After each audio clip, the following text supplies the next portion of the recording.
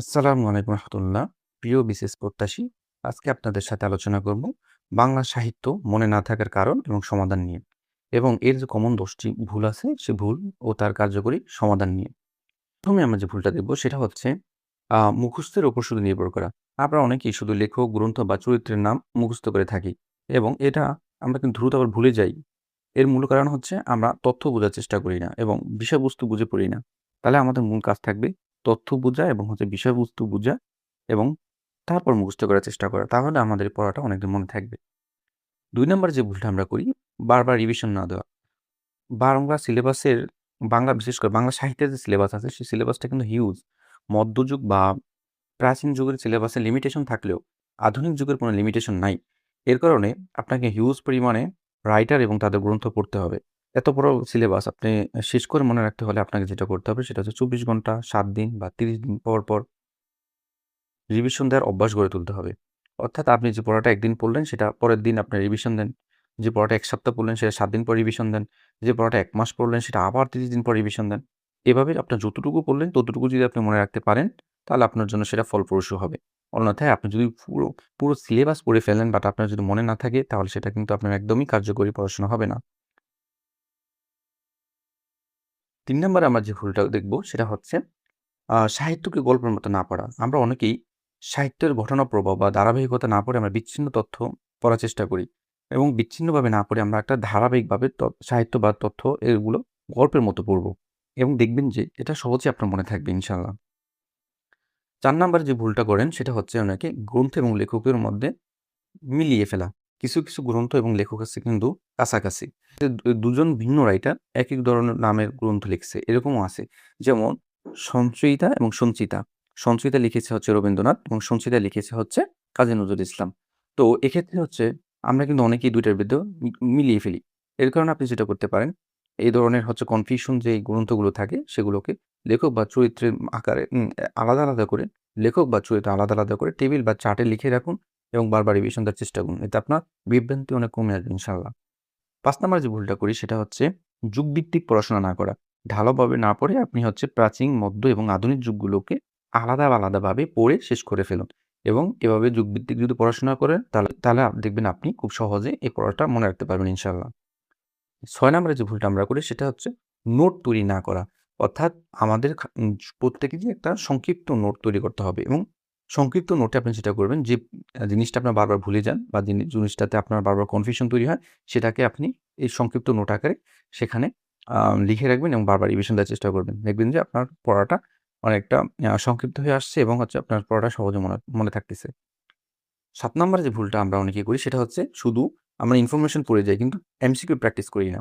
আমাদের কিন্তু প্রচুর পরিমাণে এমসিকিউ প্র্যাকটিস করতে হবে, এবং যদি আমরা বিগত সালের এমসিকিউ গুলো আর বেশি প্র্যাকটিস করি, তাহলে দেখবেন যে আপনার এমসিকিউ গুলো মনে থাকার পাশাপাশি অনেক কিছু আপনি রিপিটেশন পাবেন। কারণ বাংলা কিন্তু অনেক প্রশ্ন রিপিট এসে থাকে। তো এইজন্য যেটা করতে পারেন, আমি সবাইকে যে সাজেস্ট করি যেটা ক্র্যাক যে প্রশ্ন ব্যাংকটা আছে সেটা হচ্ছে আপনি কিনে সেখানে কিন্তু প্রতিটা যুগভিত্তিক এবং হচ্ছে আলাদা, আলাদা সাহিত্যিকের দা নামে যত বিগত সালের প্রশ্ন আছে সেখানে সবকিছু এড করা আছে, এবং সেখান থেকে আপনি ইজিলি পড়তে পারবেন এবং এমসিকিউ প্র্যাকটিস করতে পারেন। এর ফলে আপনার ২ টা লাভ হবে। একটা হলে এমসিকিউ প্র্যাকটিস হয়ে যাবে, আরেকটা হলো আপনি এখান থেকে অনেক কিছু কমন পাওয়ারও সম্ভাবনা থাকবে ইনশাআল্লাহ। ৮ নাম্বারে যে ভুলটা আমরা দেখব সেটা হচ্ছে বারবার উৎসের পরিবর্তন করা। অর্থাৎ আপনি হচ্ছে একাধিক গ্রন্থ যদি ফলো করেন সেটা আপনার জন্য একটা বড় ভুল হয়ে থাকবে। কারণ হচ্ছে একাধিক গ্রন্থ কিন্তু এভাবে পরিবর্তন করার মাধ্যমে কিন্তু আপনি ইনফরমেশন মনে রাখতে পারবেন। এজন্য কনসিস্টেন্সি ধরে রাখতে হবে। যেকোনো একটা ভালো সমৃদ্ধ বই আপনি নিবেন এবং সেটাই ফলো করবেন। হ্যাঁ, অন্যান্য গ্রন্থ যদি আপনার থাকে সেটা আপনি দেখে সেখান থেকে ইনফরমেশন নিয়ে আপনার যে প্রিন্সিপাল বই হিসেবে আপনার রাখবেন সেখানে আপনি টুকে রাখবেন, লিখে রাখবেন, বা ছোট, ছোট আম পেপারে লিখে সেখানে যুক্ত করে রাখবেন। কিন্তু আপনি আল্টিমেটলি একটা বই সবসময় অনুসরণ করার চেষ্টা করবেন। ৯ নম্বর যে ভুলটা আমরা দেখব সেটা হচ্ছে তথ্যের মধ্যে সংযোগ তৈরি না করা। অর্থাৎ লেখক, গ্রন্থ, চরিত্র এবং পুরস্কার ও সাহিত্য ধারার মধ্যে যে সম্পর্কটা আছে, সেই সম্পর্কটার ভিতরে আপনি একটা সংযোগ তৈরি করবেন। এখানে আপনি মাইন্ড ম্যাপিং করবেন। যে পড়াটা আপনি পড়বেন, সে পড়াটাকে আপনি ১ মিনিট পজ নিবেন। পজ নিয়ে একদম চিন্তা করার চেষ্টা করবেন যে আপনি কি, কি পড়েছেন এবং হচ্ছে তার ভিতর কি, কি সম্পর্ক থাকতে পারে। সেই পড়াটার ভিতরে এবং সম্পর্ক যদি আপনি তৈরি করতে পারেন, তাহলে এটা আপনার একদম মনে থাকবে অনেক দিন ধরে এবং এটা আপনার স্মৃতিকে আরো দৃঢ় করে রাখবে ইনশাআল্লাহ। ১০ নম্বরে যে ভুলটা হয় সেটা হচ্ছে দুর্বল অংশে চিহ্নিত না করা। আপনি কোন যুগ, লেখক, গ্রন্থ বেশি ভুলে যাচ্ছেন তা শনাক্ত করুন এবং সেটাকে আলাদা নোট করে এরর খাতায় নোট করে সেটা বারবার পড়ার চেষ্টা করুন এবং কখনো দুর্বল অংশ আপনি ইগনোর করবেন না। এটা আপনার জন্য মারাত্মক ভুল হবে। কারণ আপনাকে ওই জিনিসটা পড়তেই হবে। যদি আপনি ওই জিনিসটা এড়িয়ে দেন তাহলে দেখবেন যে আপনার ইনফরমেশনের একটা হিউজ ঘাটতি থাকবে। এর জন্য আপনি প্রিলির পাশাপাশি রিটেনেও যে সেটার একটা বড় ধরনের সমস্যার সম্মুখীন হবেন। এজন্য কখনো দুর্বল অংশ যেকোনো সাবজেক্টেরই যেকোনো সাবজেক্টেরই দুর্বল অংশটাকে আপনি ইগনোর করবেন না এবং সেটার কার্যকরী সমাধান করে তারপর সামনে আগাবেন। কার্যকরী সমাধান যেটা হতে পারে সেটা হচ্ছে যুগভিত্তিক পড়াশোনা করুন। আপনি হচ্ছে একটা নির্দিষ্ট সময় পর রিভিশন দিন। টেবিল এবং মাইন্ড ম্যাপিং করুন। আ লেখক, গ্রন্থ ও চরিত্র একসাথে বুঝে পড়াশোনার চেষ্টা করুন। প্রতিদিন কিছু পরিমাণে এমসিকিউ প্র্যাকটিস করুন। এভাবে পড়লে বাংলা সাহিত্য দীর্ঘদিন মনে রাখা অনেক সহজ হবে আশা করি ইনশাআল্লাহ।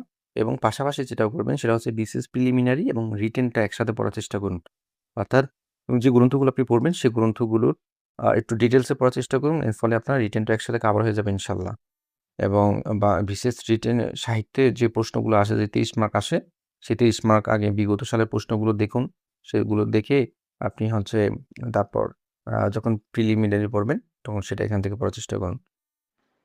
সাফল্যই আপনার লক্ষ্য। বিসিএস জয় করুন। আপনাদের জন্য শুভকামনা। পরিশেষে একটা কথাই বলতে চাই, কথাটা ঠিক না ঠিক ভাগ করলা।